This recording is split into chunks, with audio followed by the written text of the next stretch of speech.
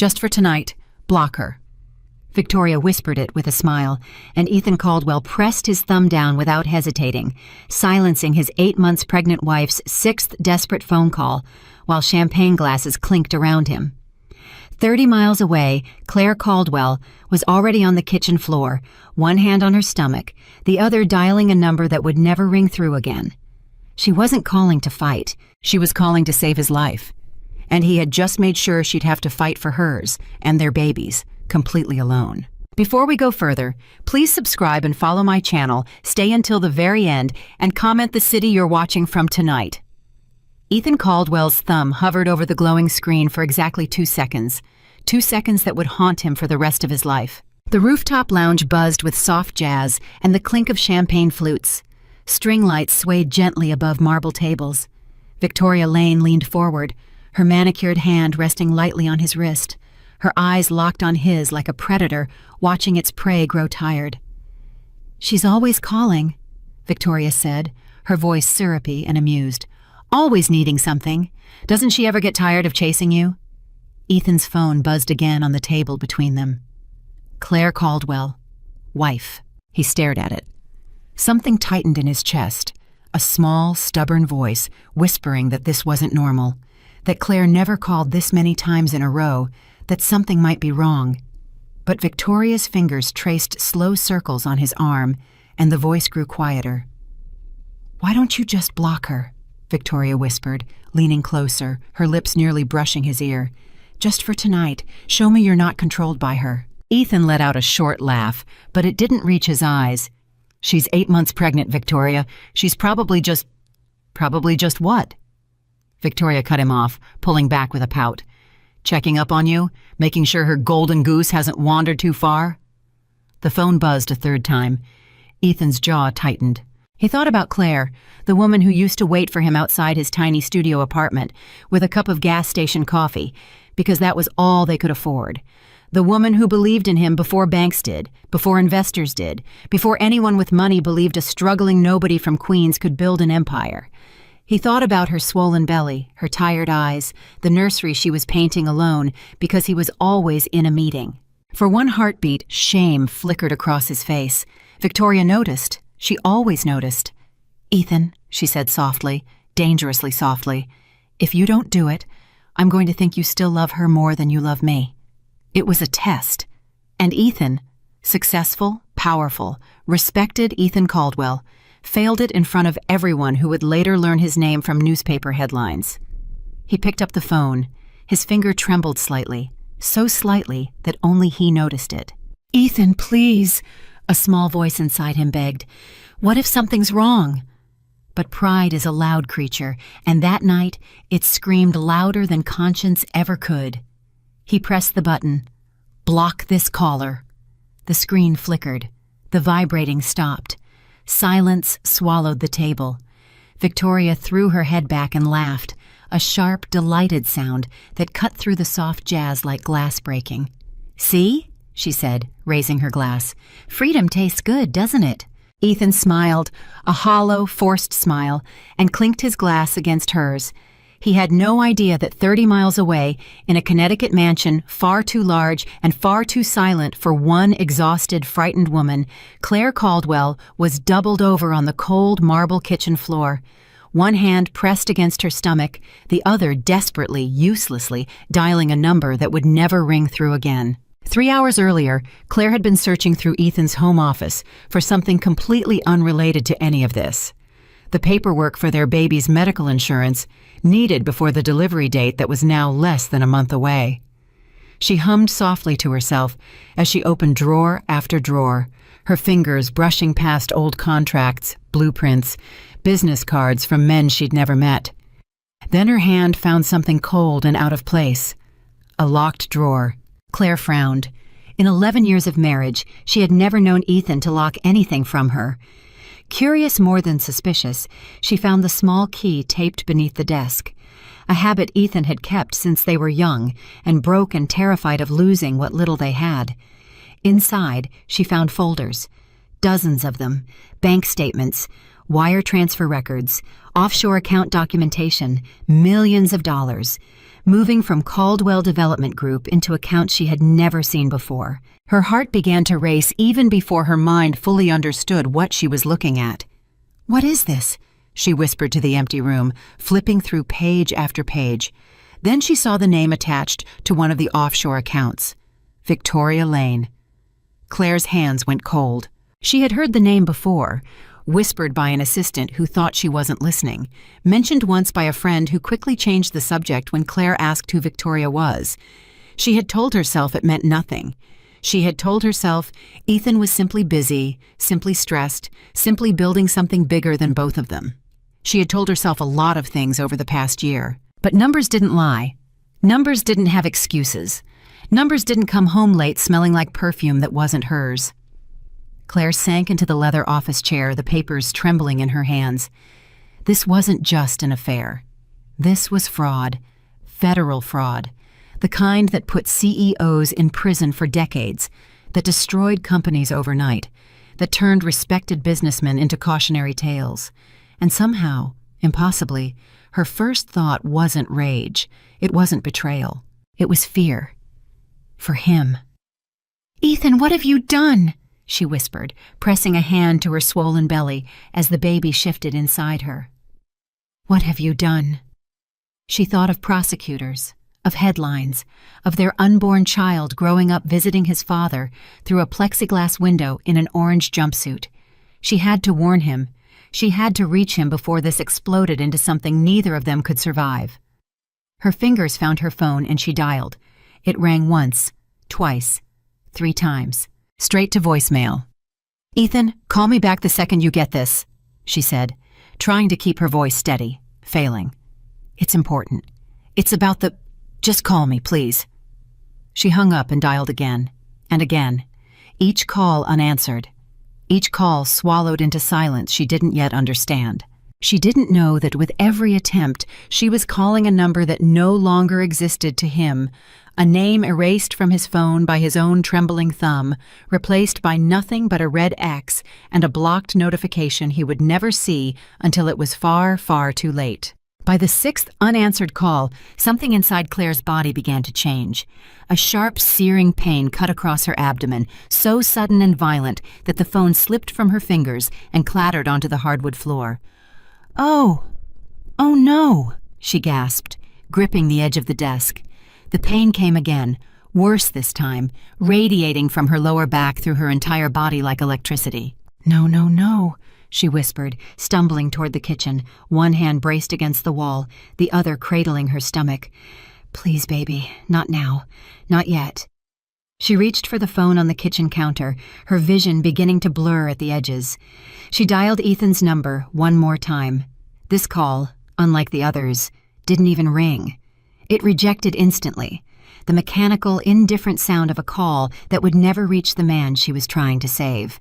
Claire stared at the screen in confusion, her mind struggling to process what her body already knew. Something was terribly wrong, and the one person she needed most was, impossibly, unreachable. "Ethan," she whispered into the empty kitchen, tears streaming down her face. Please pick up." Her knees buckled. The phone slipped from her hand again, this time skidding across the tile floor and out of reach. Claire's world tilted. The ceiling spun above her. She felt herself falling, felt the cold hardness of the floor rising up to meet her, and in the last clear thought before darkness closed in, she wasn't thinking about the offshore accounts, or the fraud, or the affair. She was thinking about her son. "Please," she whispered one final time, her voice barely a breath. "Someone, help me." Somewhere between consciousness and darkness, instinct took over. Claire's fingers found her phone again, dragging it toward her across the tile with the last of her strength. Her vision had narrowed to a small tunnel of light, her body racked with pain that no longer felt distant or manageable. It felt like her entire world collapsing inward. With trembling, blood-drained fingers, she dialed 3 numbers she hadn't needed to use in her entire adult life. 911. 911, what's your emergency? Claire's voice, when it finally came, was barely a whisper. "Please, help me!" Ma'am, I need you to stay with me. Can you tell me what's happening? The baby, Claire gasped, her words fracturing between sobs and pain. I think something is wrong. I'm pregnant. 8 months. Okay, ma'am, I need your address right now. Claire tried to speak, tried to form the words, but the pain crashed over her again like a wave, stealing her breath, stealing her voice. Ma'am, stay with me. What's your address? White, Claire gasped. Whitmore Lane. The big house. I'm sending paramedics right now, okay? Stay on the line with me. My husband, Claire whispered, tears mixing with sweat on her pale face. He's not answering. We're going to take care of you, ma'am. Just stay with me. But Claire was fading. The dispatcher's voice grew distant, muffled, as if coming from underwater. The kitchen lights blurred into streaks. The pain in her body seemed to separate from her mind, as though she were floating somewhere just outside herself, watching a woman she barely recognized lying broken on cold tile. The last thing she heard before the darkness fully claimed her was the faint, far-off wail of sirens cutting through the Connecticut night. Meanwhile, 30 miles away, under warm golden lights and the soft murmur of jazz, Ethan Caldwell ordered another bottle of champagne. To freedom, Victoria toasted, clinking her glass against his. To freedom, Ethan echoed, though the words felt strange in his mouth, hollow somehow, like he was reciting a line from a play he no longer believed in. He glanced at his phone one more time. The screen was quiet. No notifications, no missed calls, nothing. For a brief, fleeting moment, a strange unease settled over him. The same unease he'd felt just before he pressed that button, the whisper of a conscience he'd spent all night trying to drown in champagne and Victoria's laughter. You're thinking about her again, Victoria said, watching him with narrowed eyes. No, Ethan lied, setting the phone face down on the table. I'm not. But he was. Somewhere beneath the noise and the lights and the woman beside him, who loved his money far more than she loved him, a part of Ethan Caldwell knew in the marrow of his bones, that something was wrong. He just chose, one more time that night, to ignore it. Another toast, Victoria said, raising her glass again, her smile brilliant and cold. To not being controlled, Ethan raised his glass and drank. He had no idea that in that exact moment, paramedics were bursting through the front doors of his Connecticut mansion, finding his wife unconscious on the kitchen floor, her lips pale, her pulse weak, her body fighting a battle she was quickly losing. He had no idea that a monitor was already screaming warnings about his unborn son's oxygen levels. He had no idea that 6 unanswered calls sat frozen on a blocked contact list, evidence of a decision he would spend the rest of his life regretting. He simply sat there under the golden lights, laughing at something Victoria said, utterly unaware that his entire world was collapsing 30 miles away, and that he was the only one who could have stopped it. The ambulance ride was a blur of flashing lights and shouted medical terms Claire couldn't fully comprehend even in her rare moments of consciousness. BP is dropping. We need to move faster. Fetal heart rate is irregular. Possible placental abruption. Stay with us, Claire. Claire, can you hear me? She tried to answer, tried to nod, tried to do anything to show them she was still there, still fighting, still holding on to whatever thread connected her to consciousness. But her body felt impossibly heavy, her thoughts scattered like leaves in wind. Somewhere in the chaos, a paramedic pulled out her phone from her purse, scrolling frantically for an emergency contact. Husband, Ethan Caldwell, she read aloud. Trying now. She dialed. The call went straight through. No ring, no attempt, just an immediate, cold rejection. It's not going through, the paramedic said, frowning. It's like the number's blocked or something. Try again, another voice urged. Same result. Keep trying. We need next of kin notified before surgery. In the back of the ambulance, machines beeped erratically around Claire's fading body, each sound a small alarm bell warning that time, precious, irreplaceable time, was slipping away. And somewhere in Manhattan, a phone sat face down on a marble table, its owner completely unaware that his wife's survival depended on a connection he himself had severed. At St. Mary's Medical Center, the emergency room erupted into controlled chaos the moment Claire's stretcher rolled through the doors. 8 months pregnant, unconscious on arrival, BP dropping, possible abruption, the paramedic shouted to the waiting medical team. Get her to OR3, now! Someone call for an emergency C-section team. Nurses rushed alongside the stretcher, adjusting IV lines, checking vitals, shouting numbers back and forth in the clipped, urgent language of people racing against a clock that showed no mercy. Fetal heart rate is dropping fast. We don't have time. Start the crash protocol. Get her into surgery immediately. Claire drifted in and out of awareness, catching fragments of the chaos around her. Bright lights, urgent voices, the cold sting of a needle, the distant sound of her own name being called over and over, as if trying to anchor her to the world she was slowly slipping from. In her last moment of clarity before the anesthesia pulled her under completely, one thought surfaced above all the fear and pain and confusion. Ethan. Where was Ethan? Why hadn't he answered? Why, in the most terrifying moment of her life, was she utterly, completely alone? The surgery lasted 53 minutes. 53 minutes during which a medical team fought to save 2 lives at once, a mother whose body had been pushed to its absolute limit, and a baby whose oxygen levels had dropped into dangerous territory. 53 minutes during which, 30 miles away, Ethan Caldwell laughed at another one of Victoria's jokes, ordered a 3rd bottle of champagne, and never once glanced at the phone that could have changed everything. In the operating room, the lead surgeon's voice cut through the tense silence. We're losing her pressure. I need more units now. Baby's heart rate is critical. We need to move faster. Almost there. Almost there. Okay, I've got him. A thin, weak cry finally broke through the sterile chaos of the operating room. The sound of a newborn boy fighting his way into a world he'd almost never seen. But even as relief washed briefly across the surgical team's faces, alarms continued blaring around Claire's still form. She's still bleeding. We need to control this now. Push another unit. I need suction. Come on, Claire, stay with us. For nearly 20 more agonizing minutes, doctors fought to stabilize a woman who had, hours earlier, simply been searching for insurance paperwork in her husband's office. A woman who had discovered a betrayal that could have destroyed her marriage, and instead had spent her last conscious moments trying to save the very man who had betrayed her. Finally, mercifully, her vital signs began to steady. We've got her stabilized, the surgeon announced, exhaling deeply. She's critical, but she's stable. A nurse, exhausted and relieved, turned to a colleague. Has anyone reached the husband yet? We've tried 6 times. His number rejects every call. It's like he doesn't exist. It wasn't until the following morning that Ethan Caldwell finally understood the true weight of what he had done. He woke in his penthouse apartment, sunlight cutting harshly through the blinds, his head throbbing from too much champagne the night before. Beside him, the space where Victoria had slept was already empty. She'd left some time before dawn, as she always did, careful never to be seen leaving in the morning light. Ethan reached groggily for his phone on the nightstand. The screen lit up, and his stomach dropped.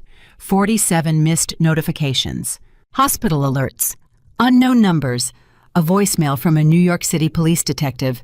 Text messages from his company's chief financial officer marked urgent in bold red letters. His hands began to shake as he opened the first message. Mr. Caldwell, this is St. Mary's Medical Center. Your wife, Claire Caldwell, was admitted last night in critical condition. Please contact us immediately. Ethan's blood turned to ice.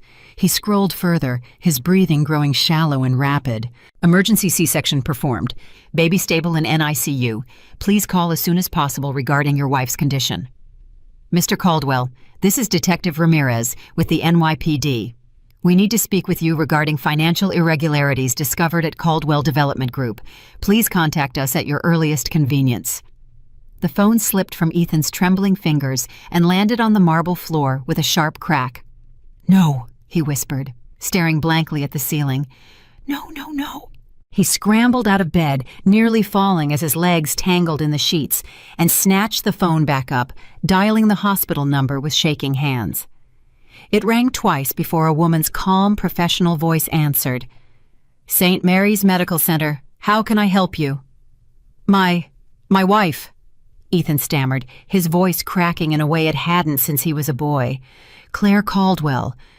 I need to know, is she okay? "One moment, sir. Let me transfer you to her attending physician." The wait felt like an eternity, 30 seconds stretching into what felt like an hour, each passing moment filled with a dread Ethan had never experienced in his entire privileged, successful life. Finally, a new voice came on the line, calm but heavy with the exhaustion of a doctor who had spent the night fighting for someone else's life. "Mr. Caldwell, this is Dr. Whitfield. I need to speak with you about your wife's condition." Is she alive? Ethan blurted, his voice raw with panic. "Please, just tell me she's alive." "She's alive," Dr. Whitfield confirmed, and Ethan nearly collapsed with relief until the doctor continued. "But she's in critical condition, Mr. Caldwell. She lost a significant amount of blood. We had to perform an emergency C-section. Your son is currently in the NICU." "My son," Ethan repeated numbly. "We have a son." "Mr. Caldwell," Dr. Whitfield said, his tone shifting, growing sharper, more pointed. "Do you know your wife tried calling you 6 times last night before she collapsed?" Ethan's entire body went cold. "What?" he whispered. 6 times, the doctor repeated.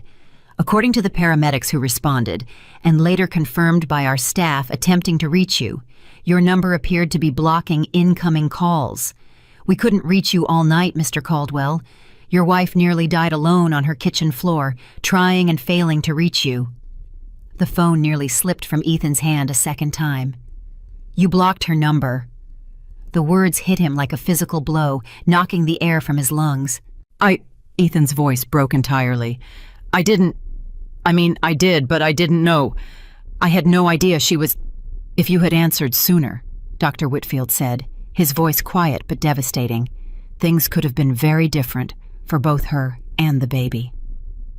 Ethan sank to the floor of his penthouse, his back against the cold marble wall, phone pressed against his ear, tears he hadn't cried in over a decade suddenly streaming down his face. "I need to see her," he whispered. "Please, I need to see her right now." "She's stable but unconscious," Dr. Whitfield said. "You may come, but I want to prepare you. There's something else you should know, something the police mentioned when they came asking about her." Ethan's stomach twisted into a new, different kind of dread. "What do you mean?" "I think," Dr. Whitfield said carefully, "that's a conversation better had in person." The drive from Manhattan to St. Mary's Medical Center in Connecticut normally took just under an hour. Ethan made it in 38 minutes, running 2 red lights and nearly colliding with a delivery truck as his mind spiraled through scenario after scenario, each worse than the last. He barely remembered parking. He barely remembered running through the hospital's sliding glass doors, his expensive suit wrinkled, his tie loosened and crooked, his eyes wild with a fear that money had never been able to protect him from. "Claire Caldwell," he gasped to the woman at the front desk. "I need to see my wife, Claire Caldwell." The receptionist glanced up at him, and something in her expression, a flicker of recognition, of judgment, made Ethan's stomach clench even tighter. "Room 412. She said flatly, "but there are 2 detectives waiting to speak with you first." Ethan's blood ran cold for an entirely different reason. "Detectives?" "This way, Mr. Caldwell." He was led into a small, sterile waiting room where 2 men in dark suits stood as he entered. One older, gray-haired, with tired eyes that had clearly seen every kind of tragedy this world could offer, and one younger, sharp-eyed, holding a folder that made Ethan's chest tighten with dread. "Mr. Caldwell," the older detective said, "I'm Detective Ramirez. This is my partner, Detective Chen. We've been trying to reach you since last night." My phone," Ethan stammered, the excuse dying in his throat because he knew exactly why no one had been able to reach him. "We understand your wife has been hospitalized," Detective Ramirez continued, his tone measured, professional, but edged with something that felt uncomfortably close to disgust. "But we're also here regarding a separate matter, financial irregularities discovered at Caldwell Development Group."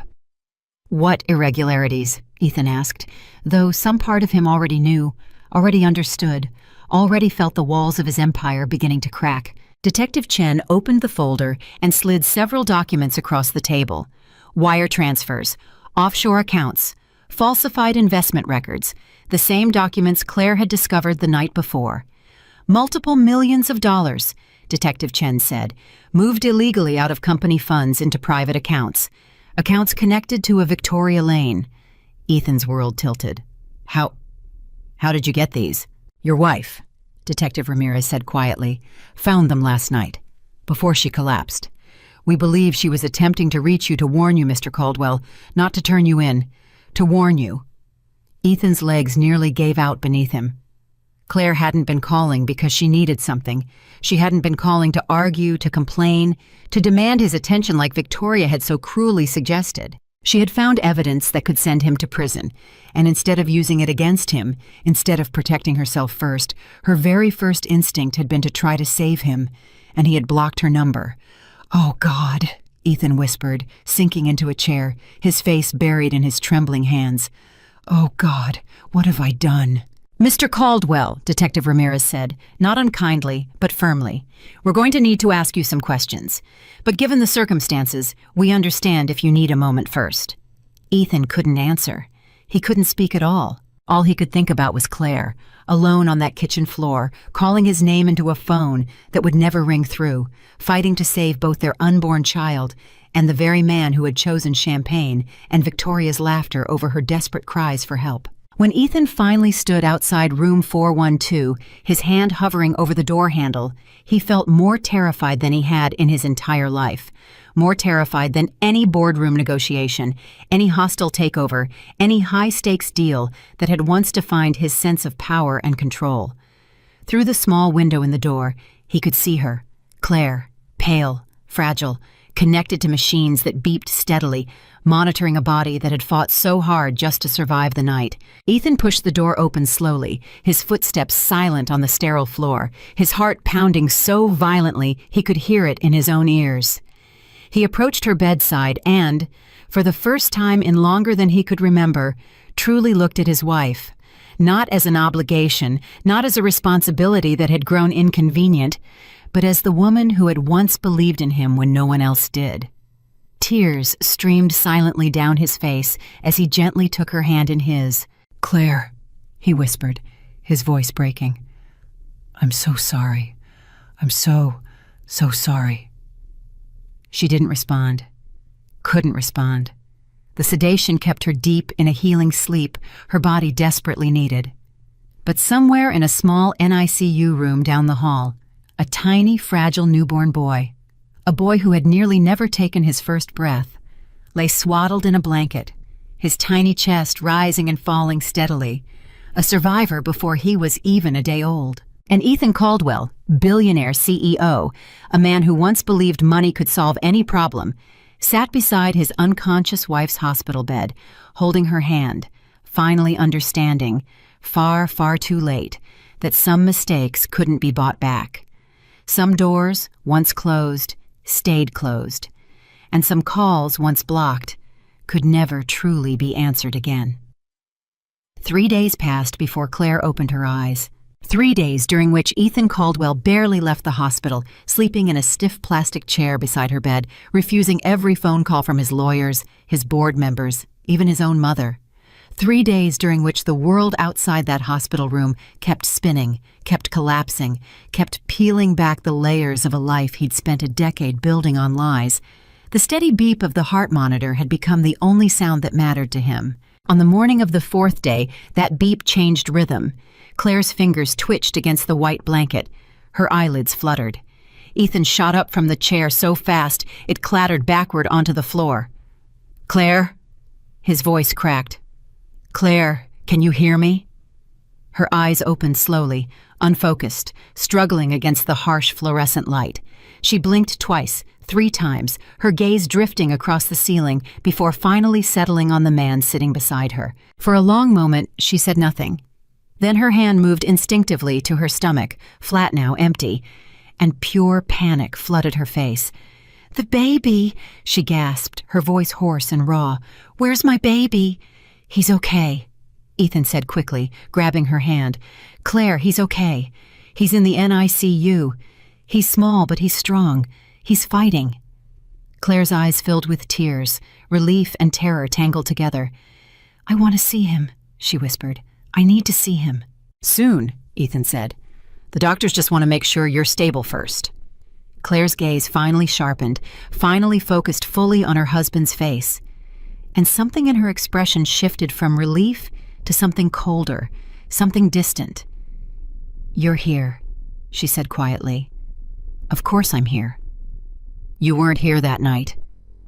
The words landed like a slap. Ethan flinched, his jaw tightening. "Claire, I called you 6 times." Her voice trembled, but there was steel underneath it now, steel that hadn't been there before. 6 times, Ethan. I was on the kitchen floor. I couldn't breathe. I thought I was dying, and I kept calling you over and over, and nothing happened. No ring, nothing. Ethan opened his mouth, but no sound came out. "The doctor told me," Claire continued, tears sliding silently down her cheeks now. "He told me my calls never went through because you blocked me." The silence that followed was the loudest thing Ethan had ever heard. "I didn't know," he finally choked out. "Claire, I swear to God, I didn't know you were in trouble. If I had known, would it have mattered?" Claire cut him off, her voice suddenly sharp, cutting through his excuse like a blade. "You blocked me because some woman told you to, because she laughed at me calling my own husband. You blocked me so you could enjoy your night without me bothering you. Every word was a knife, and every knife found its mark, because every word was true." Ethan lowered his head, unable to meet her eyes. "I found the documents," Claire said quietly. "Before I collapsed, I found everything, Ethan. The offshore accounts, the transfers, Victoria's name on all of it." Ethan's head snapped up, his face draining of color. "Claire, I wasn't calling to yell at you," she said, her voice breaking. "I wasn't calling because I was lonely or jealous or needy, like you probably assumed. I was calling because I was scared for you. I found evidence that could send you to prison for the rest of your life, and my first instinct, my very first instinct, lying there terrified for our baby, was to warn you, to protect you." Ethan felt something inside his chest crack open, wide and raw and unbearable. "And you blocked me," Claire whispered. "You silenced the one person trying to save you." The heart monitor beeped steadily in the silence that followed, an indifferent metronome marking the death of whatever remained between them. "Claire, please," Ethan begged, dropping to his knees beside the bed, gripping her hand with both of his. "Please, let me fix this. Let me make this right. I'll do anything." Claire looked at him for a long, long time. "You can start," she said finally, pulling her hand away from his, "by telling the police everything. Not for me, not even for yourself, for our son, so he doesn't grow up watching his father hide from the truth the way you hid from me for the past year." 2 floors down, in a small conference room that smelled of stale coffee and old carpet, Detective Ramirez slid a folder across the table toward his partner. "The wife's statement checks out," he said. "Everything she described in the documents matches what our forensic accountants pulled from the company servers this morning." Detective Chen flipped through the pages, whistling low under his breath. $14 million, he muttered. 14 million moved through 6 shell companies, all funneling back to accounts under Victoria Lane's name. "She's not just his mistress," Ramirez said. "She's an active participant, maybe the architect of the whole thing." "You think she was in on it from the start?" "I think," Ramirez said, leaning back in his chair, "that a 26-year-old social media influencer doesn't accidentally end up with $14 million in offshore accounts. Someone taught her how to hide money like this, and I don't think it was Caldwell." Chen raised an eyebrow. "You think she was running him?" "I think we're about to find out." Victoria Lane's penthouse apartment sat 22 floors above Fifth Avenue, a glittering glass box filled with designer furniture and floor-to-ceiling windows overlooking the city she'd spent 3 years clawing her way into. She was applying her makeup when the knock came, 3 sharp raps against the door that made her hand freeze mid-stroke. "Who is it?" she called out, though something in her gut already knew. "NYPD, Ms. Lane. Open the door, please." Victoria's heart began to pound. She set down her makeup brush with deliberate calm, smoothing her silk robe, taking 3 slow breaths before crossing to the door. By the time she opened it, her face had rearranged itself into practiced, confused innocence. "Officers," she said sweetly, "is there a problem?" "Victoria Lane?" Detective Chen asked, holding up his badge. "That's me." She smiled, tilting her head. "What's this about?" "We need to ask you some questions regarding financial transactions connected to Caldwell Development Group." Something flickered behind Victoria's eyes. Quick, calculating, gone almost before it appeared. "I don't know anything about Ethan's business," she said smoothly. "I'm just a friend." A friend whose name appears on 6 offshore accounts containing $14 million in company funds, Chen said flatly. The color drained from Victoria's face. I think I need to call my lawyer," she stammered. "That would be a very good idea," Ramirez said. "We'll need you to come down to the station." "Am I under arrest?" "Not yet," Ramirez said. "But that depends entirely on how honest you're willing to be about who set up those accounts in the first place." Victoria's mind raced. 3 years of careful planning, 3 years of manipulation and patience, and playing a role so convincingly that even Ethan believed she loved him. All of it threatening to collapse in the span of a single conversation. She thought of Ethan, sitting somewhere across town, probably still weeping beside his hospital-bound wife, probably still too weak and guilt-ridden to protect either of them. And in that moment, Victoria Lane made a decision that would define the rest of both their lives. She would not go down for this alone. "Fine," she said, straightening her spine, her voice suddenly cold and businesslike, all traces of sweetness evaporating. "I'll talk, but I want immunity first." Back at Caldwell Development Group's headquarters, chaos had already taken hold. Federal agents moved through the sleek glass offices with methodical precision, seizing computers, boxing up files, sealing off entire floors with yellow tape that looked jarringly out of place against the marble and steel. Employees stood in stunned clusters near the elevators, whispering, watching their careers and their company's reputation crumble in real time.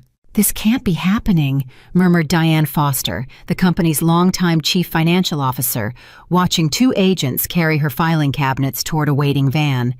14 years. I've worked here 14 years. "Did you know?" a junior accountant beside her whispered. "About the accounts?" Diane's silence answered the question more clearly than words ever could. She had suspected. Of course she had suspected. The numbers had never quite added up the way Ethan explained them, the transfers routed through subsidiaries that existed only on paper, the aggressive secrecy around certain special investment opportunities that only Ethan and a small circle ever discussed. She had chosen not to ask questions. Now, watching federal agents dismantle everything she'd helped build, Diane understood that silence had never been the safe choice she'd convinced herself it was. Her phone buzzed. A text from her lawyer. "They're going to want to talk to you. Don't say anything until I get there." Diane's hands trembled as she read the message. 14 years of loyalty, and now she was just another name on a list of people who might go down with the ship. At St. Mary's Medical Center, Claire finally held her son for the first time. The NICU nurse gently placed the tiny, swaddled bundle into her arms, and for the first time since collapsing on that kitchen floor, Claire felt something other than fear, anger, or exhaustion. She felt love, pure, overwhelming, all-consuming love, flooding through every part of her still healing body. "Hi, baby boy," she whispered, tears streaming freely down her face as she studied his tiny features, his impossibly small fingers, the soft dark hair already covering his head. "Hi, my sweet boy. I'm so glad you're here. I'm so glad you're safe." Ethan stood a few feet away, watching, not daring to move closer, painfully aware that he had not yet earned the right to stand beside her in this moment. "What should we name him?" Claire asked softly, not looking up from the baby's face. Ethan swallowed hard. "Whatever you want. This is your choice, Claire. All of it." Claire was quiet for a long moment, studying her son's face, watching his tiny chest rise and fall with each precious breath. "Noah," she finally said. "His name is Noah." "Noah," Ethan repeated softly. "I like it." "It means rest," Claire said. "Peace. Comfort." She looked up at Ethan then, her eyes hard despite the tears still glistening in them. "Something I haven't had in a very long time." Ethan's chest tightened painfully. "Claire, I know I don't deserve—" "Don't," she said quietly, cutting him off. "Not right now." Right now, I just want to hold my son." Ethan nodded, stepping back, understanding, perhaps for the first time in his adult life, that some moments weren't about him at all. 2 weeks later, Victoria Lane sat across from federal prosecutors in a sterile interrogation room, her lawyer beside her, a full immunity agreement signed and notarized on the table between them. "Tell us everything," the lead prosecutor said, "from the beginning." Victoria took a slow breath, folding her hands neatly on the table. "I met Ethan 18 months ago at a charity gala," she began. He was already unhappy in his marriage, or at least that's what he told himself. Claire was pregnant, exhausted, always busy with doctor's appointments and nursery planning. Ethan felt neglected, unimportant. I gave him attention. That's all it started as. "When did the financial arrangements begin?" Victoria's lawyer touched her arm briefly, a silent reminder of the boundaries they'd discussed. "About 8 months ago," Victoria said carefully. "Ethan started talking about protecting assets. He was worried about the divorce he was already planning, worried Claire would take half of everything in a settlement. He wanted to move money somewhere she couldn't touch it. So this was his idea?" "The initial idea, yes," Victoria said. "But She hesitated, glancing at her lawyer, who gave a small nod. "I have some background in offshore finance from a previous relationship. I showed him how to structure the accounts, how to make the transfers look like legitimate business investments." The prosecutor leaned forward. "So you're saying you actively helped him commit fraud?" "I'm saying," Victoria said, her voice suddenly sharp, "that Ethan Caldwell is a grown man who made every decision himself. I gave advice. He signed the documents. He authorized every single transfer. I never once forced his hand. It was, technically, true. And it was also, strategically, devastating. Because with those words, Victoria Lane systematically dismantled any possibility that she could later claim to be merely a victim of Ethan's manipulation, while simultaneously ensuring that every ounce of legal responsibility fell squarely, undeniably, onto him. "One more question," the prosecutor said. "The night Mrs. Caldwell was hospitalized, were you aware she had discovered the documents?" Victoria's expression flickered, just slightly. "No," she said. "I found out the next morning, same as everyone else." "And your reaction when Ethan told you his wife had that he had blocked his wife's calls that night?" Victoria allowed herself the smallest, coldest smile. "I told him it was probably for the best," she said. "I told him she needed to learn some independence." The room fell silent. "You do understand," the prosecutor said slowly, "that a pregnant woman nearly died that night, that her baby nearly died, because of a decision you encouraged." Victoria's composure didn't crack. "I didn't tell him to block her permanently," she said. "I told him to enjoy one evening without interruptions. What happened afterward was between him and his wife. I can't be held responsible for choices he made." But even as the words left her mouth, even as her lawyer nodded approvingly at her careful legal distancing, something in the room shifted, the prosecutor's expression hardening into something that looked distinctly like disgust. "We'll be in touch, Ms. Lane," he said, closing his folder. "Don't leave the state."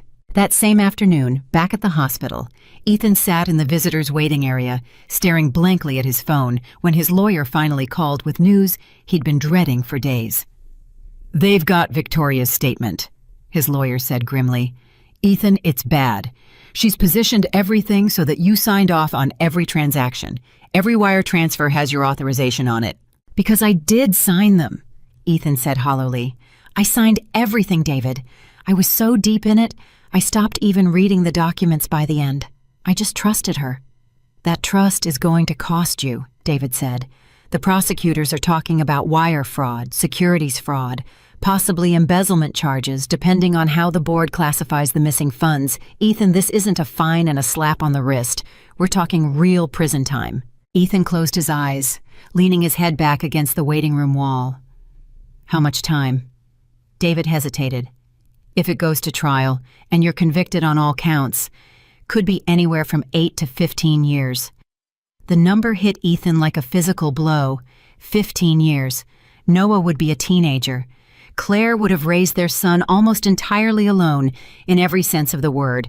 while he sat in a cell paying for decisions made under golden lights and champagne toasts. "Is there any way out of this?" Ethan asked quietly. "There's a plea deal on the table," David said.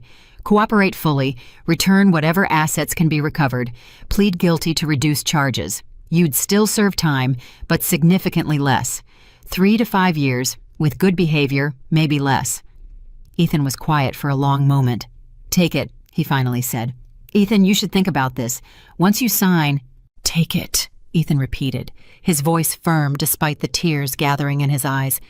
"I don't want to fight this, David. I did this. All of it. I'm not going to make Claire sit through months of a trial, watching every detail of my affair and my crimes get dissected in front of cameras. She's been through enough." David sighed heavily on the other end of the line. "All right, I'll draft the paperwork." Ethan ended the call and sat alone in the sterile waiting room, staring at his own reflection in the dark window across from him, a stranger's face, hollow and exhausted. Nothing like the confident, powerful man who had walked into that rooftop lounge 2 weeks earlier, believing he controlled everything around him. That evening, Claire was finally strong enough to leave her hospital bed and walk, slowly, with a nurse's assistance, to the NICU to sit beside Noah's incubator for a few precious hours.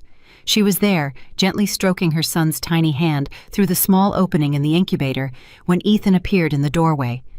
"Can I come in?" he asked quietly. Claire didn't look up immediately. "It's your son, too," she said. "You don't need permission." Ethan stepped inside, moving slowly, and settled into the chair on the opposite side of the incubator. For a long moment, neither of them spoke, the only sound the soft, steady beeping of Noah's monitors. "I took the plea deal," Ethan finally said. Claire's hand stilled against Noah's tiny fingers. "How much time?" 3 to 5 years, Ethan said, "with cooperation and good behavior." Claire nodded slowly, absorbing the information without visible reaction. "I'm not asking you to forgive me," Ethan continued, his voice trembling slightly. "I know I don't deserve that. I know I probably never will, but I need you to know that I am done lying, Claire. To you, to myself, to everyone. I'm going to serve my time, and when I get out, I'm going to spend every single day trying to become someone worthy of being Noah's father, even if I've already lost the right to be your husband." Claire finally looked up, meeting his eyes directly for the first time since their conversation days earlier. "Do you understand what you actually did that night?" she asked quietly. "Not the fraud, not Victoria. I mean the moment you pressed that button." Ethan's jaw tightened, but he nodded. "You didn't just block a phone number," Claire continued, her voice steady despite the tears welling in her eyes. "You blocked the person who loved you before you had money, before you had power. Before any of this," she gestured vaguely around the hospital room, "existed. And in the one moment I needed you most desperately in my entire life, you chose someone who laughed at me over the woman who nearly died trying to save you." "I know," Ethan whispered. "Do you?" Claire's voice cracked. "Because I don't think you fully understand yet, Ethan. I don't think you understand what it felt like lying on that floor, calling and calling and calling, watching my vision go dark, wondering if my son and I were going to die alone in an empty house while my husband was out celebrating his freedom from me." Ethan lowered his head, unable to bear the weight of her words, unable to argue against a single one of them because every single one was devastatingly, unforgivably true. "I don't know if I can ever trust you again," Claire said softly. "I don't know if I even want to try, but I know that Noah deserves a father who shows up, even from behind bars if that's what it takes, even if it's just letters and phone calls and visits through glass. He deserves better than the man who blocked his mother's calls the night he was almost born." "I'll be that father," Ethan said, his voice breaking completely now. "I swear to you, Claire, I will spend the rest of my life proving that to him, and to you, if you'll ever let me." Claire didn't respond. She simply turned back to Noah, gently stroking his small hand, leaving Ethan sitting in silence with the full, crushing weight of everything he had lost. The following week, news of the Caldwell scandal exploded across every major financial publication in the country. "Billionaire developer charged in massive fraud scheme," read one headline. "Caldwell Development Group accounts frozen amid federal investigation," read another. But it was a smaller, more personal story, leaked by an anonymous hospital employee, that truly captured the public's outrage and attention. Pregnant wife collapses alone after husband blocks her calls during medical emergency. The story spread like wildfire across social media, shared and reshared by millions of people horrified by the sheer cruelty of the situation. Claire Caldwell, previously a private, low-profile figure, suddenly found herself thrust into the center of a national conversation about betrayal, accountability, and the terrifying vulnerability of pregnancy. Support poured in from strangers across the country. Messages of encouragement, prayers, offers of help, an outpouring of collective outrage directed squarely at Ethan. Reporters camped outside the hospital, desperate for a statement, a photo, anything. Claire refused every single interview request. "I'm not interested in being anyone's headline," she told the hospital's public relations liaison firmly. "I just want to take my son home and figure out how to survive whatever comes next." But even as she avoided the cameras, even as she tried to shield herself and Noah from the growing media circus outside, Claire couldn't escape the quiet, persistent question that kept surfacing in her mind during the long, sleepless hours of early motherhood. What now? Her husband was facing prison. Her marriage, for all practical purposes, was over. The company that had once represented their combined dreams and sacrifices was now synonymous with fraud and scandal across the entire industry. Everything she had built her adult life around had collapsed in the span of a single devastating night. And somewhere deep beneath the exhaustion and heartbreak, a small, unfamiliar spark began to flicker to life inside her. Something that felt, strangely, like determination. Because lying on that hospital bed, holding her son, reading headline after headline about her husband's crimes and betrayals, Claire Caldwell realized something important. She refused to be remembered as merely a victim in this story.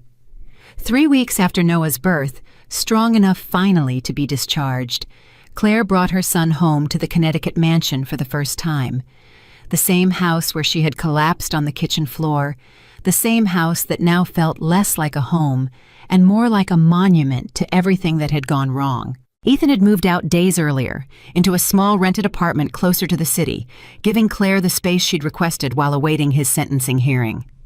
Standing in the kitchen doorway, staring at the exact spot on the tile where she had collapsed weeks earlier, Claire felt a wave of emotion so powerful it nearly buckled her knees again. She could still remember the cold of the floor, the taste of fear, the desperate, futile dialing of a number that would never connect. "We're not staying here," she whispered to herself, cradling Noah gently against her chest. "We're not going to let this house be the thing that defines us." That same evening, after settling Noah into his crib for the first time, Claire sat alone at the kitchen table, the same table where, weeks earlier, she had discovered the documents that shattered her entire world and opened her laptop. She began, slowly, methodically, researching everything she could find about Caldwell Development Group's current legal and financial situation. The board, desperate to salvage what remained of the company's reputation amid the scandal, had already begun searching for new leadership. Ethan, facing federal charges, had been forced to resign as CEO immediately, his name now permanently attached to headlines about fraud and betrayal. The company's stock had cratered. Investors were fleeing. Employees were terrified for their jobs. Everything Claire had once quietly supported from the sidelines, every deal, every development project, every late-night conversation about business strategy she'd absorbed over 11 years of marriage, suddenly felt startlingly, unexpectedly relevant. She thought about Diane Foster, the loyal CFO who'd stood by the company for 14 years, now facing her own uncertain future. She thought about the hundreds of employees who had nothing to do with Ethan's crimes, whose livelihoods were now hanging by a thread because of choices they never made. And slowly, deliberately, an idea began forming in Claire's exhausted, grief-stricken mind. An idea so unexpected that she almost laughed out loud at the audacity of it. She reached for her phone and dialed a number she hadn't used in years. An old business school classmate who now sat on Caldwell Development Group's board of directors. "Robert," she said when he picked up, her voice steady despite the storm raging inside her. "It's Claire Caldwell. I need to talk to you about the company's leadership situation." "Claire," Robert said, clearly startled. "God, how are you? How's the baby?"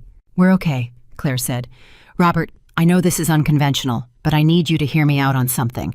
I've spent 11 years watching Ethan build this company. I understand every deal, every project, every relationship this business depends on. I know the board is scrambling for a solution right now. Claire, what exactly are you suggesting? Claire took a deep breath, steadying herself for the words that would set the entire next chapter of her life into motion. I'm suggesting, she said, that you consider me. There was a long pause on the other end of the line. You want to run Caldwell Development Group? I want to save it, Claire corrected firmly. Not for Ethan, not even for myself. For every single employee who's about to lose everything because of decisions they had nothing to do with. And I intend to run it very, very differently than my husband did. Robert was quiet for a long moment, and Claire could practically hear the gears turning in his mind on the other end of the line. The board would need to vote, he finally said. It wouldn't be unanimous. There'd be a lot of resistance. I understand, Claire said. But I also understand this company better than anyone left standing. Give me the chance to make my case, Robert. That's all I'm asking. Another pause. Then, finally, I'll set up a meeting, but Claire, are you sure about this? After everything that's happened? Claire glanced down the hallway toward Noah's nursery, toward the soft, steady sound of her sleeping son's breathing carrying faintly through the baby monitor beside her.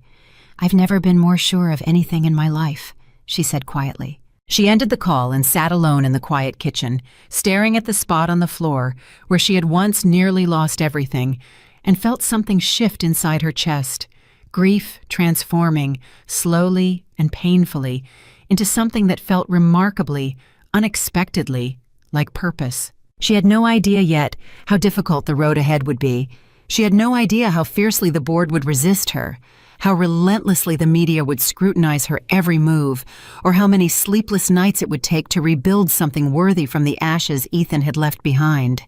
But sitting there alone, with her son sleeping peacefully down the hall and a plan slowly forming in her mind, Claire Caldwell made herself a quiet, unbreakable promise. She would never again be the woman lying helpless on a kitchen floor, desperately hoping someone else would save her.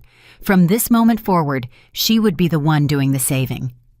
The boardroom fell silent the moment Claire Caldwell walked through the door. 11 men and 2 women sat around the long mahogany table, folders open in front of them, coffee cups untouched, every single face turning toward the woman who, 3 weeks earlier, had been lying unconscious in a hospital bed. Thank you for having me, Claire said, setting her laptop bag down at the head of the table with a steadiness that surprised even her. I know this is unusual. Unusual is one word for it, muttered a board member near the back. Richard Holt, a stern man in his 60s who had sat on Caldwell's board since the company's earliest days. Robert, seated near the middle of the table, shot him a warning glance before turning back to Claire. Take the floor whenever you're ready, he said. Claire opened her laptop, pulling up a presentation she had spent 11 sleepless nights building, one hand rocking Noah's bassinet beside her desk, while the other typed furiously into the early hours of the morning. 2 months ago, she began, her voice steady despite the pounding of her heart, this company was valued at $4.2 billion. Today, following the fraud charges against my husband, that value has dropped to under $1 billion. Half your investors have pulled out. 3 major development projects have stalled indefinitely. And 211 employees are currently searching for new jobs because they're terrified this company won't exist in 6 months. She clicked to the next slide. I'm not here today to defend Ethan, Claire continued, her voice hardening. I'm here because I refuse to let 211 families lose everything because of decisions they had absolutely nothing to do with. Richard Holt leaned back in his chair, arms crossed. With respect, Mrs. Caldwell, you have no executive experience, no business degree. You've never run so much as a department, let alone a multi-billion-dollar development firm. You're right, Claire said, not missing a beat. I don't have a business degree. What I have is 11 years of watching every deal this company made from the inside. I sat through strategy dinners. I reviewed contracts at our kitchen table. I know exactly which projects were profitable and which ones Ethan pushed forward out of ego rather than sound judgment. A murmur rippled through the room. I also know, Clara continued, clicking to a new slide filled with financial projections she'd built herself, staying up until 3 in the morning 3 nights in a row, exactly how to stop the bleeding, starting with liquidating the Hamptons luxury project, which was never going to turn a profit and only existed because Ethan wanted his name on something flashy. Robert's eyebrows rose slightly. "That project has $40 million invested," another board member said, startled. "And it will lose another 60 before it's finished," Claire replied without hesitation. "I've read every projection report. The market shifted 18 months ago. Ethan refused to acknowledge it because he'd already announced the project publicly and didn't want to look weak." The room fell into an uncomfortable, considering silence. "I'm proposing," Claire continued, "a complete restructuring. Affordable housing developments instead of luxury towers nobody can afford. Medical facility partnerships in underserved communities. A business model built on stability and long-term community investment rather than flashy short-term headlines." "That's not how this company has ever operated," Richard Holt said sharply. "No," Claire agreed, "it's not. And look where the old way got us." Silence blanketed the room. Finally, an older woman near the end of the table, Eleanor Voss, one of the company's original founding investors, spoke for the first time. "Give her a probationary period," Eleanor said quietly. 90 days.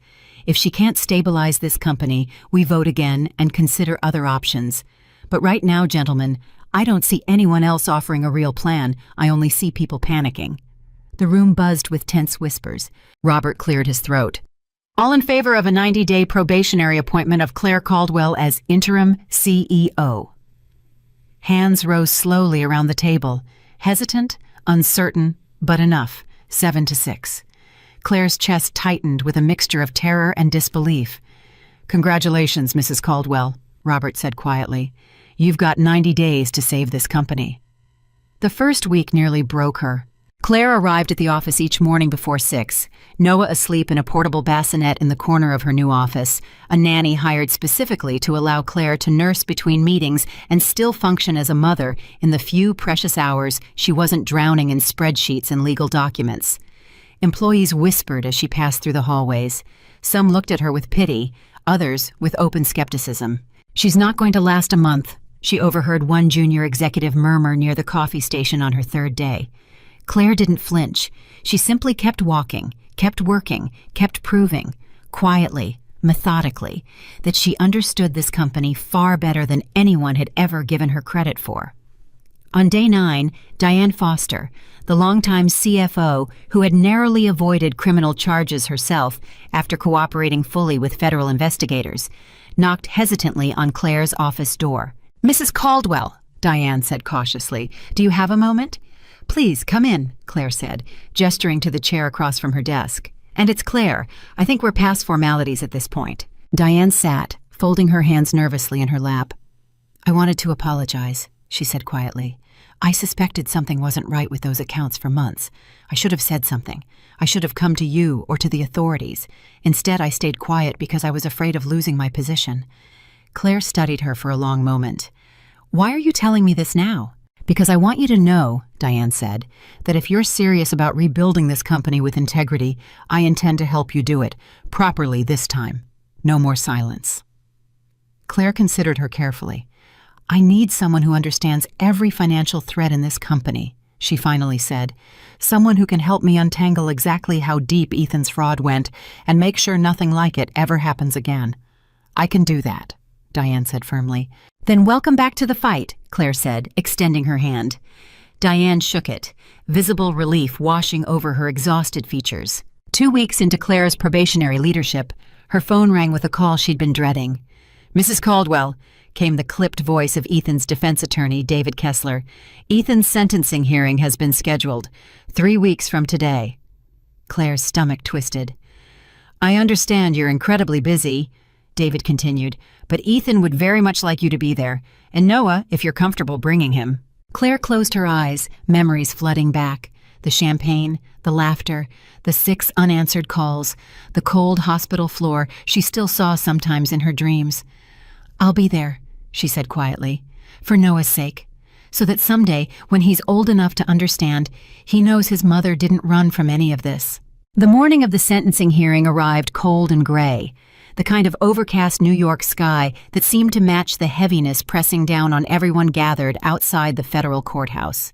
Reporters lined the steps, cameras flashing the moment Claire's car pulled up.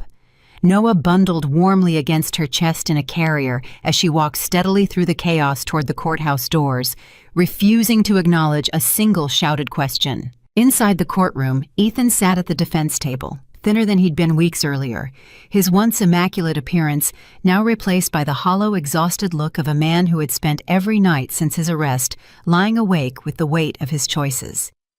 He turned when Claire entered, and for a brief, aching moment, their eyes met across the crowded courtroom.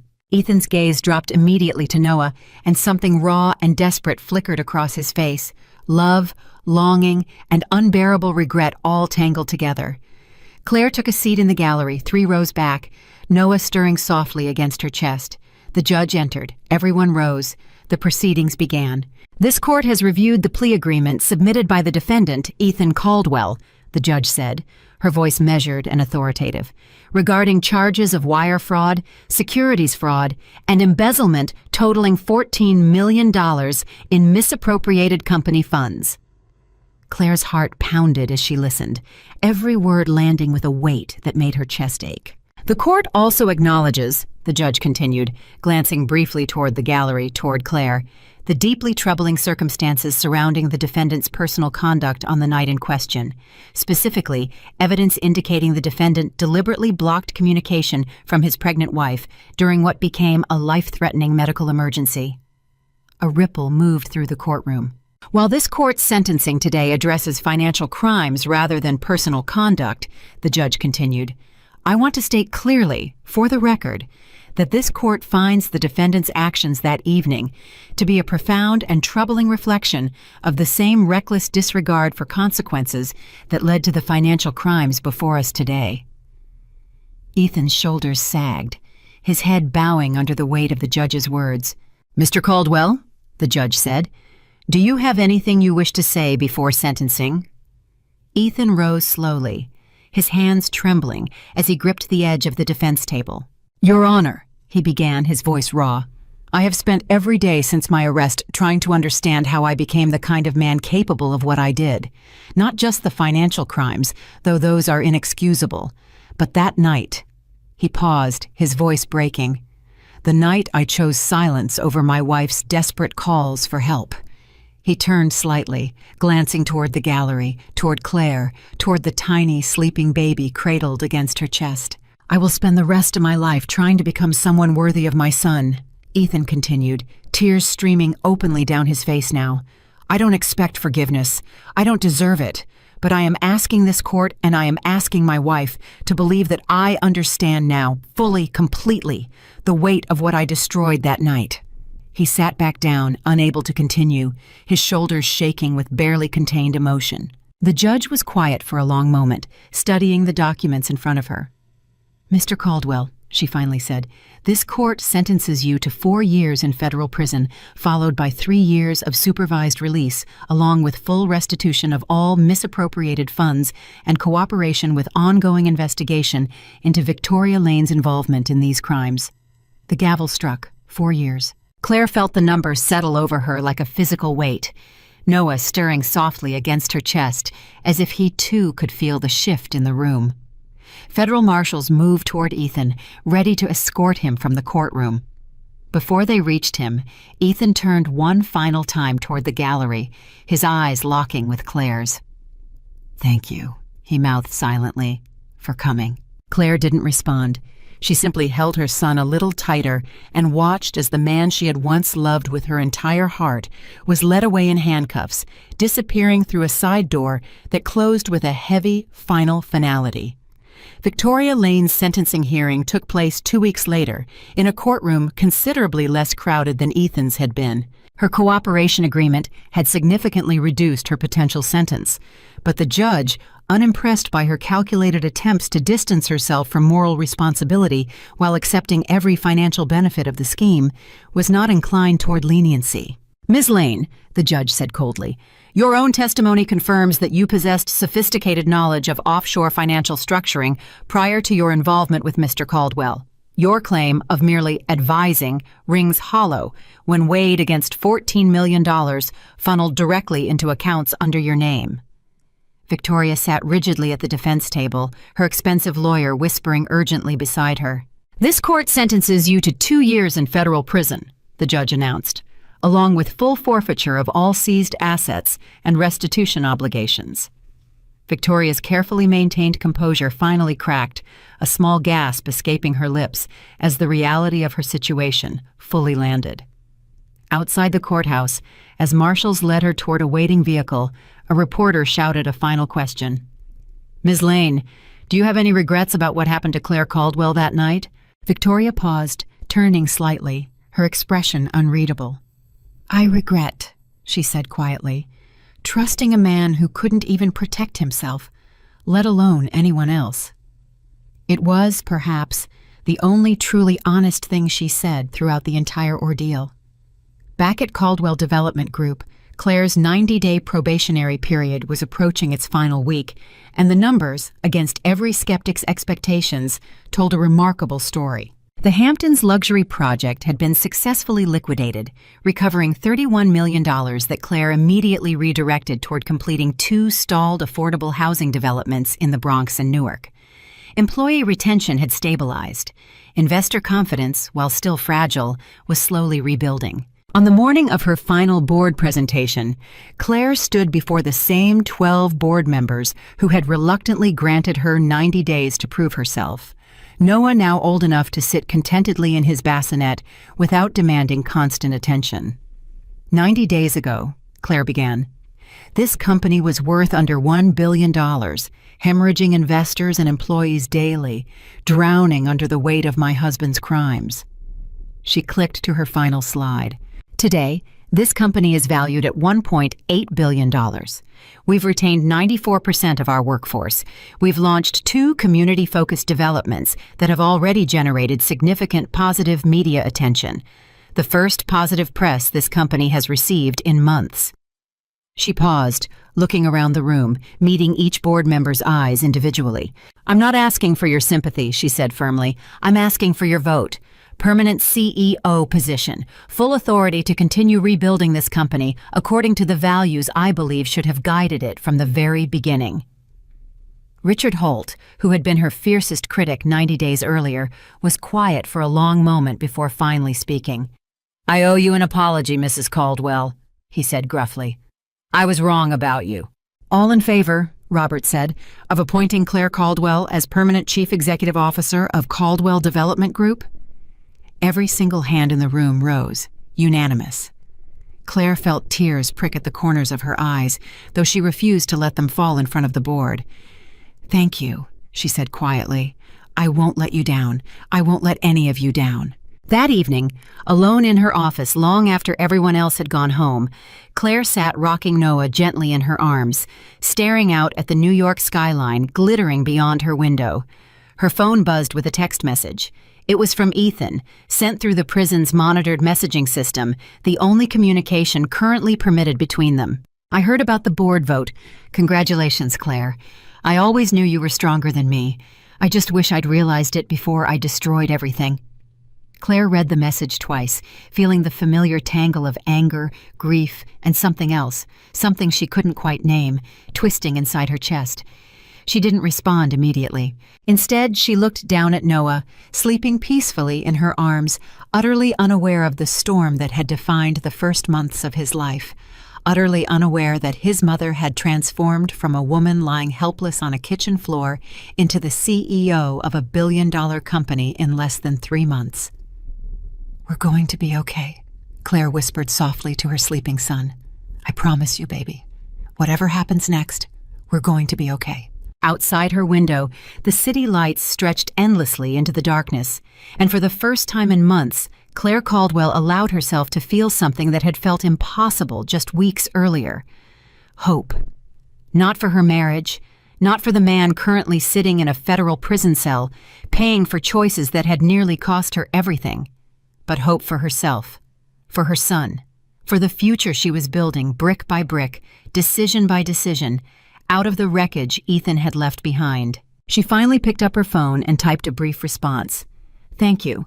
Focus on becoming someone Noah can be proud of. That's all that matters now." She hit send, set the phone aside, and turned her full attention back to her sleeping son, ready to face whatever challenges tomorrow would bring. Not as a victim of her husband's betrayal, but as the architect of an entirely new life, built entirely on her own terms. 1 year passed.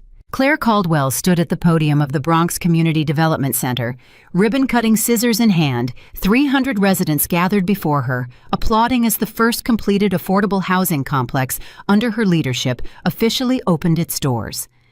Noah, 14 months old now, babbled happily in his stroller beside the podium, watched over by his nanny, Rosa, who had become something close to family over the past year. "This building represents something more than housing," Claire said into the microphone, her voice steady and confident in a way it hadn't been a year earlier. "It represents a promise that this company will never again put profit before people." The crowd erupted into applause. Cameras flashed. Local news crews captured every moment. Claire smiled, genuinely, for the first time in front of a camera in longer than she could remember. But even as the celebration continued around her, a familiar weight settled in her chest. The same weight that visited her every single Sunday, without fail, for the past year. Visitation Day. The Federal Correctional Facility sat 2 hours north of the city, a sprawling gray complex surrounded by chain-link fences and watchtowers that seemed to swallow every trace of the man Ethan Caldwell used to be. Claire made the drive alone this time. Noah left safely at home with Rosa. Some visits she brought him. Most, especially lately, she didn't. She sat across from Ethan in the visitation room, a thick pane of reinforced glass separating them, phones pressed to their ears in the same way they'd communicated for the past 12 months. Ethan looked different now, leaner, grayer at the temples despite being only 37. His hands, once soft from decades of privilege, now bore the calluses of prison labor. 6 months working in the facility's woodshop, building furniture for veterans' shelters as part of a rehabilitation program he'd volunteered for. "You look tired," Ethan said gently. "I opened the Bronx complex today," Claire said. 300 families are going to have safe, affordable housing because of it. Ethan's face lit with genuine pride. "Claire, that's incredible. I mean it. You've built something extraordinary." "I had good motivation," Claire said quietly. "Watching everything almost fall apart tends to clarify what actually matters." Ethan's expression sobered. "How's Noah?" "Walking now. He said his first word last week." Ethan's eyes filled with tears instantly. "What was it?" "Dada," Claire said softly. Ethan's composure cracked completely, tears streaming down his face as he pressed his palm against the glass separating them. "I wasn't there," he whispered. "I wasn't there for his first steps, his first word. I'm missing everything, Claire." "I know," Claire said, and there was no cruelty in her voice, only a tired, worn-down honesty. "That's the consequence of what you did. I'm not saying it to hurt you. I'm saying it because you need to understand what you're actually fighting to come back to when you get out." Ethan nodded, wiping his face with the sleeve of his prison uniform. "I've been thinking," he said, "about something I want to do when I get out, if you'll let me." "What's that?" "I want to start a foundation," Ethan said, "using whatever's left of my personal assets after restitution. Financial literacy programs, fraud prevention education, turning what I did into something that actually helps people instead of destroying them." Claire studied him carefully through the glass. "You're serious about this?" "I've had 18 months to think about nothing else," Ethan said. "I destroyed people's trust, Claire. Employees who lost retirement savings when our stock crashed, investors who trusted us with their money, you, Noah. I can't undo any of that. But maybe I can make sure fewer people fall into the same trap I created for myself." For the first time in over a year, Claire felt something shift slightly in her chest. Not forgiveness, not yet, but perhaps the smallest flicker of respect for the man trying, however imperfectly, to rebuild something meaningful from the wreckage of his choices. "I think," she said slowly, "that Noah would be proud of that. Someday, when he's old enough to understand everything that happened. Ethan's breath caught. You'd tell him? Everything? When he's ready, Claire said. He deserves the truth, all of it. The mistakes, the consequences, and hopefully, eventually, the redemption. If you actually follow through. I will, Ethan said firmly. I promise you, Claire, I will.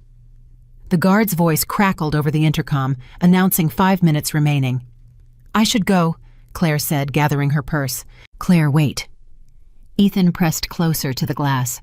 Thank you for still coming, for letting me be part of Noah's life, even from in here. I don't deserve it, but I'm grateful. Claire paused, studying him for a long moment. I'm not doing it for you, she said quietly. I'm doing it for him. Never forget that. She hung up the phone and walked away, leaving Ethan alone on the other side of the glass, watching her disappear through the visitation room doors. Back at Caldwell Development Group's headquarters, Claire's phone buzzed with an urgent call just as she settled behind her desk the following Monday morning. Claire, we have a problem. Diane Foster's voice came through, tight with tension. A serious one. What kind of problem? I found irregularities in the Newark Development's construction contracts, Diane said. Someone's been padding invoices. We're talking about roughly $2.3 million in overbilled work. Claire's stomach dropped. Who? I traced it back to Marcus Webb, Diane said grimly. Our head of construction operations. He's been with the company 8 years. Claire closed her eyes, feeling the familiar cold dread of betrayal creeping back into her chest. Bring him in, she said firmly. Now, and get legal on the phone. 20 minutes later, Marcus Webb sat across from Claire's desk, his hands trembling slightly as Diane laid printed evidence across the table between them. I can explain, Marcus said quickly. Please do, Claire said, her voice ice cold. Explain $2.3 million in fraudulent invoices on a project meant to provide affordable housing for low-income families. Marcus's composure crumbled. My daughter, he whispered. She has leukemia. The medical bills, Mrs. Caldwell, they're astronomical. Insurance only covers so much, and You stole from families who have even less than you do, Claire cut in sharply, though something in her chest ached at the mention of a sick child. Families counting on affordable housing that your fraud potentially delayed. Marcus put his face in his hands. I know. I know what I did was wrong. I was desperate. Claire sat back in her chair, studying him for a long moment. Memories of another desperate person's choices flashing unbidden through her mind. A man who had also convinced himself his circumstances justified crossing lines that should never be crossed. Here's what's going to happen, Claire finally said. You're going to return every dollar you took, structured as a repayment plan we'll design together.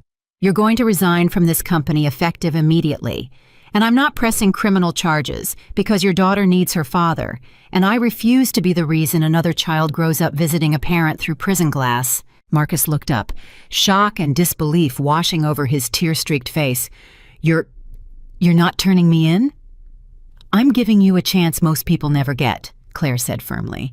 Don't waste it. And Marcus, if I ever discover you've done something like this again, anywhere, to anyone, I will personally make sure the consequences are far more severe. Marcus nodded frantically, gratitude and shame warring across his features. Thank you, Mrs. Caldwell. Thank you. I won't disappoint you. After he left, Diane turned to Claire, studying her with newfound respect. That was either the most compassionate thing I've ever seen or the most reckless. Maybe both, Claire admitted quietly, but I refuse to run this company the way Ethan did, punishing people without understanding why they made the choices they made. Accountability matters, but so does mercy when it's earned. 6 months later, on a crisp autumn afternoon, Claire received a phone call that stopped her heart entirely. Mrs. Caldwell, came an unfamiliar voice on the line. This is Warden Peters at the Federal Correctional Facility. I'm calling regarding your husband, Ethan Caldwell. Claire's grip tightened on the phone. Is he all right? What happened? There was an incident in the facility yesterday evening, the warden said carefully. Another inmate attacked Mr. Caldwell in the yard. He sustained injuries, a broken rib, some facial lacerations. He's stable, currently in the medical wing. Claire's mind raced. What kind of incident? Why would someone attack him? We're still investigating the full circumstances, the warden said. but preliminary reports suggest the attacking inmate had connections to Victoria Lane, who's currently serving her sentence at a nearby facility. There may have been some kind of retaliation involved, possibly related to testimony your husband provided during her sentencing that resulted in additional charges being filed against her for a separate financial scheme uncovered afterward. Claire's breath caught. Additional charges? What additional charges? I believe your husband can explain that better than I can, the warden said. He's asked to speak with you as soon as possible. Claire arrived at the medical wing 2 hours later, her heart pounding as she was led to a small recovery room where Ethan lay in a hospital bed, his face bruised, one arm wrapped in a sling, stitches visible along his hairline. "Ethan," she gasped, rushing to his bedside despite the guard's cautionary glance. "What happened?" "I'm okay," Ethan said weakly, managing a small, pained smile. "Looks worse than it feels." "The warden mentioned additional charges against Victoria," Claire said. "What is he talking about?" Ethan's expression grew serious. "About 3 months ago, federal investigators approached me. They'd uncovered evidence of a second fraud scheme Victoria ran before we ever met, targeting elderly investors, convincing them to move retirement savings into fake investment funds. Millions of dollars, Claire. Real people who lost everything." Claire's stomach turned. "And you testified?" "I provided documentation," Ethan said. "Financial patterns I recognized from what she taught me, patterns that matched the earlier scheme investigators found. My testimony helped them build a case that added potentially another decade to her sentence." "And she found out you were the source," Claire said slowly, understanding dawning.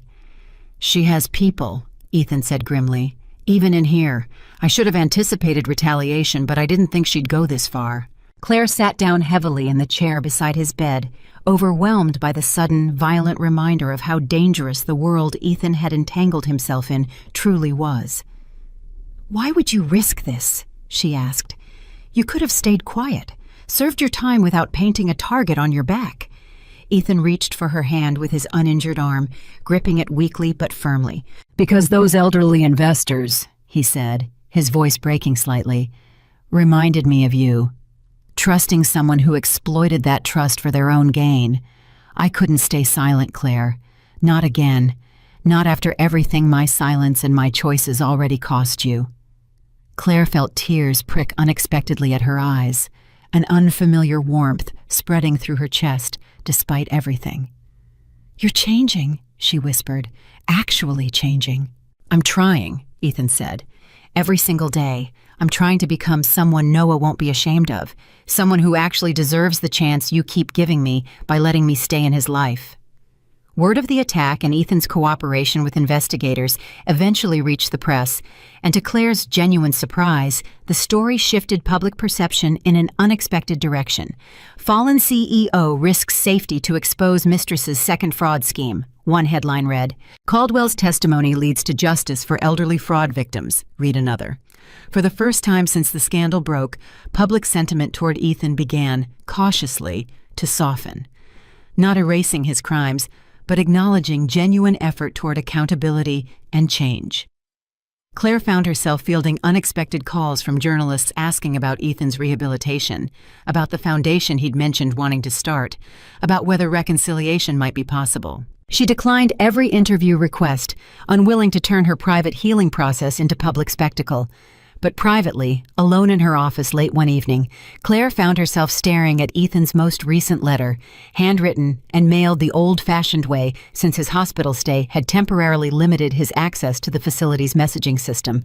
"Claire, I know I have no right to ask this, but I wanted you to know that, regardless of what happens between us, I've submitted preliminary paperwork for the Caldwell Foundation for Financial Literacy. When I'm released, assuming the board approves it, I want to spend my life teaching people, especially elderly and vulnerable populations, how to recognize exactly the kind of manipulation that destroyed our family. I don't expect this to fix anything. I don't expect forgiveness.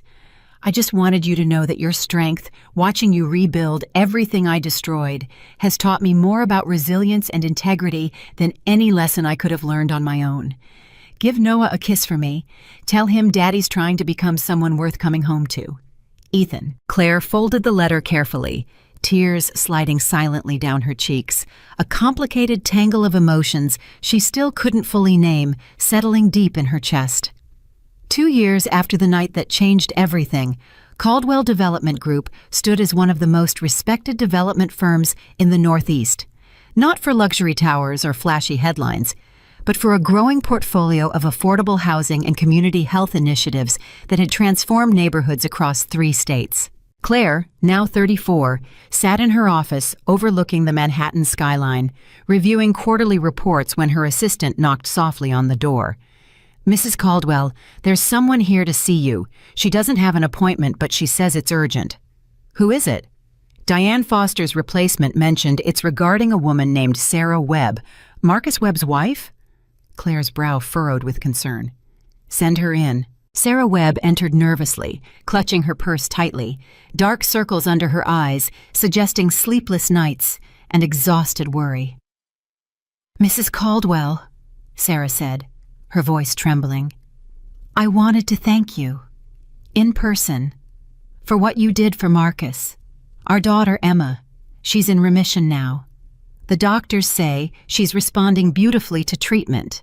Claire's chest tightened with genuine relief. "I'm so glad to hear that." "Marcus has been working 2 jobs to repay everything he took," Sarah continued.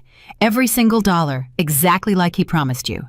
He talks about you constantly, about the mercy you showed him when you had every right to destroy his life." Claire smiled softly. "Everyone deserves a chance to make things right, when circumstances allow for it." Sarah reached into her purse and pulled out a small hand-painted card. "Emma made this for you. She wanted you to have it." Claire opened the card, revealing a child's crayon drawing of a house with a bright yellow sun overhead and stick figures holding hands beneath it. "Thank you for saving my daddy," the careful, childish handwriting read. Claire felt tears well in her eyes as she studied the simple, heartfelt drawing. "Please tell Emma," Claire said softly, "that this means more to me than she could possibly know." After Sarah left, Claire sat alone in her office, staring at the child's drawing pinned now to her corkboard beside dozens of photographs. Noah's first birthday, the Bronx housing complex ribbon cutting, employees celebrating the company's latest community health initiative. Her phone buzzed with a text message. "Parole hearing scheduled for next month. Early release possible given good behavior and cooperation with investigators. Wanted you to know before it hits the news. Ethan." Claire stared at the message for a long time, her heart racing with a complicated mixture of emotions she still hadn't fully untangled after 2 long years of separation, healing, and cautious rebuilding.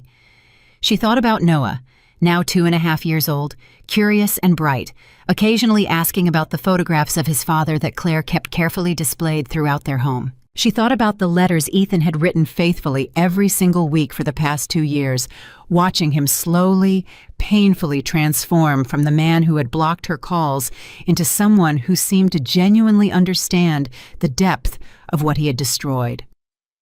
She thought about forgiveness, not as a single decision, but as a long, complicated, ongoing process she was still very much in the middle of navigating. Claire typed a response, her fingers hovering over the screen for a long moment before finally sending it. "I'll be there, for the hearing. Whatever happens next, we'll figure it out together, as Noah's parents, at the very least." She hit send and set her phone aside, staring out at the glittering New York skyline stretching endlessly before her, uncertain exactly what the coming months would bring, but for the first time in longer than she could remember, no longer afraid to find out. The parole board room felt smaller than Claire expected. 5 stern faces seated behind a long table, Ethan standing before them in a plain gray jumpsuit, his hands clasped tightly in front of him. Claire sat in the front row of the small gallery. Noah left home with Rosa this time, her heart pounding as the board chairman shuffled through a thick file. "Mr. Caldwell," the chairman began, "you're seeking early release after serving 2 years of a 4-year sentence. Your record shows exemplary behavior, cooperation with federal investigators leading to additional convictions, and completion of financial rehabilitation coursework. Explain to this board why you believe you're ready to rejoin society." Ethan took a slow breath. 2 years ago, I made a decision that nearly cost my wife and son their lives. I blocked a phone call because a woman I was having an affair with laughed at my wife's persistence. That single choice revealed everything wrong with who I had become. A man who valued comfort over responsibility, ego over love. He paused, glancing briefly toward Claire before continuing. I've spent every day since then trying to understand how I became that person. And more importantly, trying to become someone else entirely. I've completed financial counseling certification. I've mentored 11 other inmates preparing for release. I've cooperated fully, even when it endangered my own safety, because I finally understood that silence and self-protection were exactly what got me here. One board member leaned forward. Your wife is present today. Mrs. Caldwell, would you like to address the board? Claire's heart lurched. She hadn't expected to be asked to speak. She rose slowly, smoothing her blazer, aware of Ethan's eyes fixed anxiously on her face. 2 years ago, Claire began, her voice steady despite the tremor in her hands. My husband made a choice that nearly killed me and our son. I won't pretend that didn't happen. I won't pretend the scars from that night have fully healed. She paused, gathering her thoughts. But I've also watched him, letter by letter, visit by visit, become someone genuinely different. He testified against Victoria Lane even after being violently attacked for it. He's designed an entire foundation dedicated to protecting vulnerable people from exactly the kind of manipulation that destroyed our family. Our son deserves the chance to know his father as someone actively working to be better, not just someone who failed him once. She looked directly at Ethan now, tears gathering in her eyes. I'm not asking this board to forgive what he did. That's not my place, and honestly, it's not fully mine to forgive either. Noah will have his own reckoning with this story someday, but I believe people can change when the change is real, earned, and consistent. I've watched that happen over the past 2 years. The board members exchanged glances, whispering briefly among themselves. Thank you, Mrs. Caldwell, the chairman said. Please take your seat. Claire sat down, her legs trembling slightly with the release of tension. The board deliberated for nearly 20 agonizing minutes while Ethan stood motionless, his fists clenched at his sides, his eyes never leaving Claire's face. Finally, the chairman spoke. Mr. Caldwell, this board grants your request for early release, effective in 30 days, pending standard transition protocols, and continued supervised probation for the remainder of your original sentence. Ethan's knees nearly buckled with relief, a sound halfway between a sob and a laugh escaping his throat. Thank you, he choked out. Thank you, all of you. He turned toward Claire, and for the first time in 2 years, she saw something in his face that looked almost like the man she'd fallen in love with over a decade earlier. Not the billionaire, not the fraud, but the struggling young businessman who used to walk her home in the rain because he couldn't afford a cab. 30 days later, Claire stood outside the Federal Correctional Facility's release gate, Noah's small hand clutched tightly in hers, watching the heavy metal door swing open. Ethan stepped out into the sunlight wearing civilian clothes for the first time in 2 years. Simple jeans and a plain white shirt Claire had mailed him the week before, nothing like the tailored suits that once defined him. He paused just past the threshold, blinking against the bright morning light, his eyes immediately searching for and finding Claire and Noah waiting near the parking lot. For a moment, nobody moved. Then Noah, only 2.5 years old, tugged free from Claire's hand and ran forward, small legs pumping across the pavement. "Daddy!" he shouted, the word carrying clearly across the empty lot. Ethan dropped to his knees, arms opening wide, tears streaming down his face as his son crashed into his embrace. "Hey, buddy," Ethan whispered, his voice breaking completely as he pressed his lips to Noah's soft hair. "Hey, my sweet boy, I missed you so much." Claire stood back, watching the reunion unfold, her own eyes filling with tears she couldn't entirely explain or categorize. Grief and hope and healing all tangled together in a single overwhelming moment. Ethan looked up at her over Noah's shoulder, his expression raw with gratitude. "Thank you," he mouthed silently. Claire nodded, unable to speak, and slowly walked forward to join them. The following months brought careful, deliberate rebuilding. Not of a marriage, Claire had made that boundary clear from the very beginning, but of a genuine co-parenting partnership built on transparency neither of them had offered each other during their original marriage. Ethan moved into a modest apartment 15 minutes from Claire's Connecticut home, close enough for regular visitation, far enough to maintain the boundaries Claire needed to continue healing on her own terms. The Caldwell Foundation for Financial Literacy launched 6 months after his release, funded entirely by Ethan's remaining personal assets after full restitution had been paid. Within its first year, the foundation had already reached over 15,000 elderly Americans through free workshops teaching fraud recognition and financial protection strategies. Claire attended the foundation's launch event, standing quietly near the back of the room, watching Ethan speak with a humility and conviction that would have seemed impossible 3 years earlier. "I'm not here because I'm a good man," Ethan told the audience, his voice carrying clearly through the modest community center. "I'm here because I was exactly the kind of man capable of destroying people's trust for personal gain, and I nearly lost everything that ever actually mattered because of it.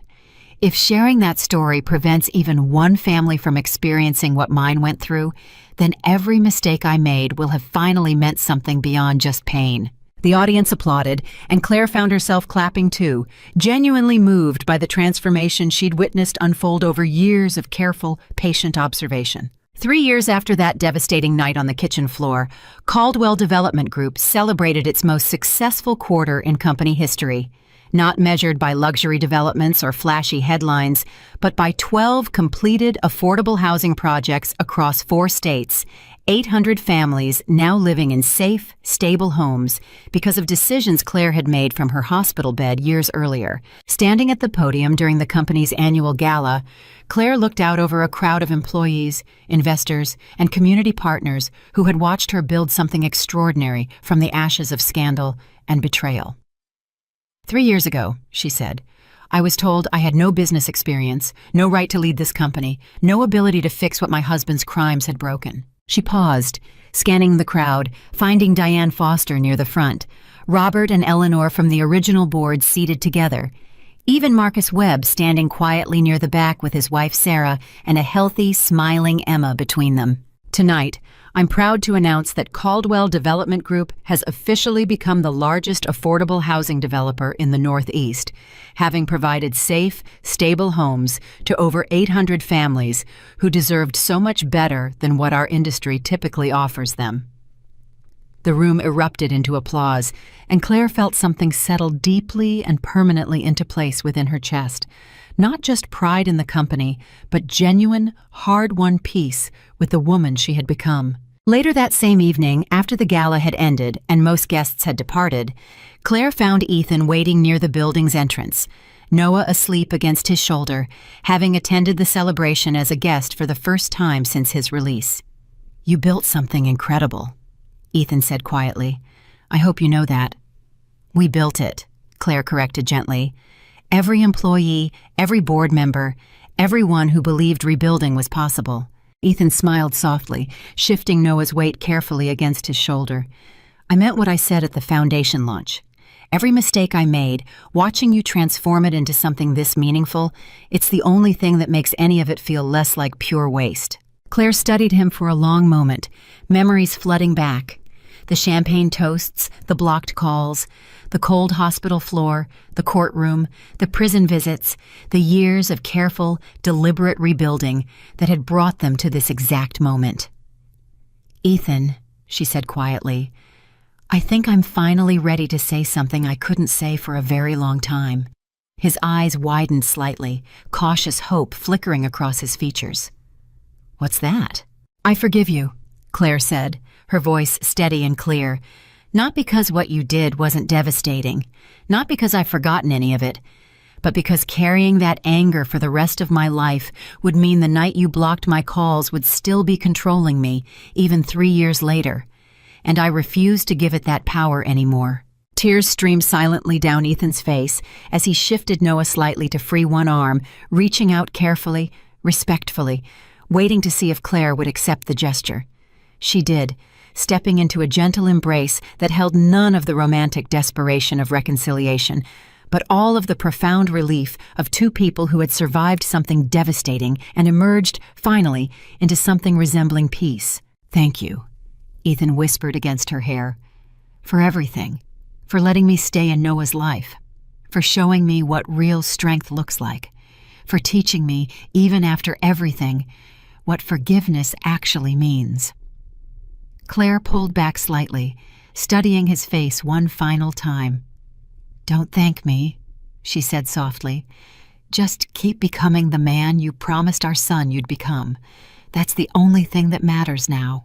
5 years after the night Ethan Caldwell blocked his pregnant wife's desperate calls, Noah Caldwell celebrated his 7th birthday surrounded by both parents, laughing and playing in the backyard of Claire's Connecticut home, utterly secure in the knowledge that he was loved, protected, and cherished by two people who had rebuilt themselves entirely from the wreckage of a single, devastating mistake. Claire Caldwell stood at the helm of one of America's most respected development companies, her name now synonymous with integrity, community investment, and quiet, unshakable resilience.